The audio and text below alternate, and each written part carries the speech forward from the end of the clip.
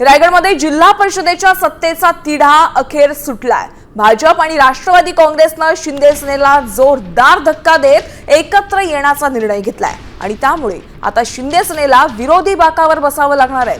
ठरलेल्या सूत्रानुसार जिल्हा परिषदेचं अध्यक्षपद भाजपाकडे राहणार असून उपाध्यक्षपद राष्ट्रवादीच्या वाट्याला येणार आहे। विधान भवनात झालेल्या बड्या नेत्यांच्या चर्चेनंतर या निर्णयावर शिक्कामोर्तब झालंय।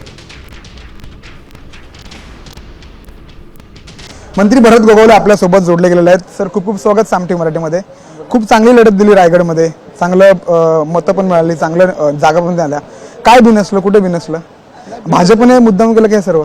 नाही, बिनसलं नाही, काय नाही। चर्चा चालू आहेत आणि त्या वरिष्ठ पातळीवरच्या चर्चा आहेत आणि त्याच्यामुळे आम्ही आमच्या नेत्यांवरती सोपवलं आहे। मुख्यमंत्री, उपमुख्यमंत्री, प्रदेशाध्यक्ष, एनसीपी वाले यांची चर्चा होईल। त्यात जो निर्णय होईल तो आम्हाला सगळ्यांना मान्य आहे। मग ते बातमी जी आली होती समोर की विरोधी बाकावरती शिवसेनेला बसावं लागेल रायगडमध्ये, ती खोटी बातमी आहे का? अजून तरी तसं काही चर्चा नाही आहे कारण वरच्या पातळीवरती आमच्या एकनाथ शिंदे साहेब नेते यांच्याकडनं जो काय आदेश येईल तो भले विरोधी बाकावरचा असो किंवा सत्तेतला असो तो आम्ही स्वीकारू। एक नंबरचा पक्ष आज जनतेने आम्हाला दाखवून दिलेला आहे।